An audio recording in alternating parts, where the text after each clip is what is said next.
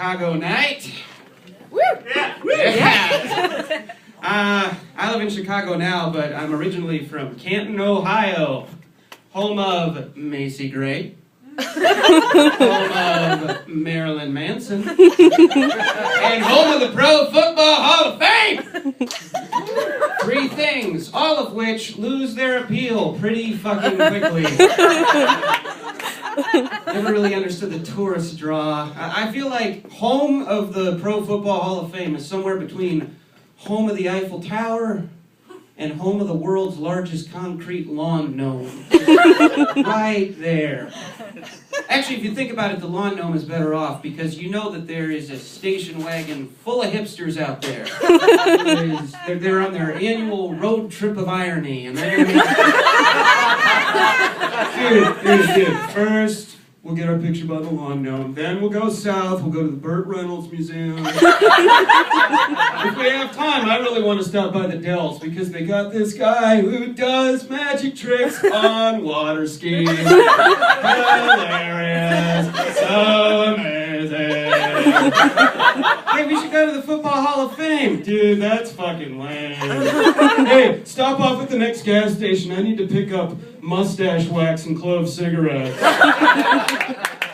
that's what hipsters eat. I know, they're disgusting people.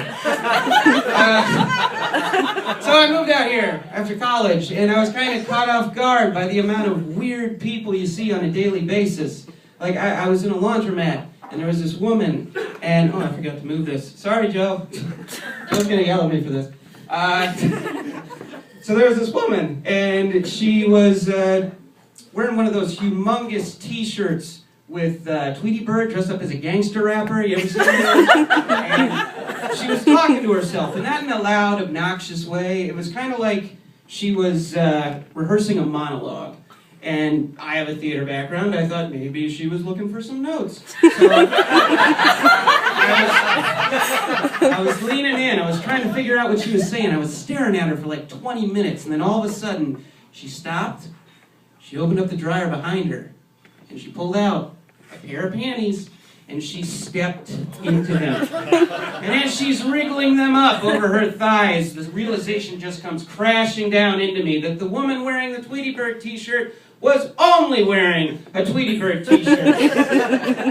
And the first thing that popped into my head was, you can't do that. You can't do that. That's not... Does she not realize that it's not acceptable in civilized society to let your vagina just hang out? Bad form, Tweety Bird. No one wants to tee or putty.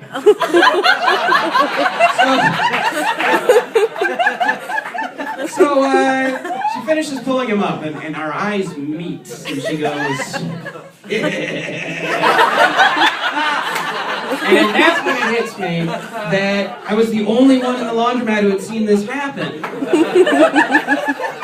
It was kind of like I was that one guy in every episode of The Twilight Zone who's desperately trying to warn people about the crazy shit that's going down, and nobody will believe him. You gotta listen to me. There's a naked woman in the laundromat. No. Okay, I'm just gonna give you something to help you relax. No! You get your hands off of me! We gotta stop her! She's gonna show us all her bush! Running into a crazy person in public, it's kind of like going into your garage and finding a family of raccoons. You know they don't mean any harm, but at the same time, you want to give them a lot of room because God knows what kind of diseases they're carrying. And if you back them into a corner, you're going to get bitten, and that's no fun for anybody. Thanks a lot, everyone.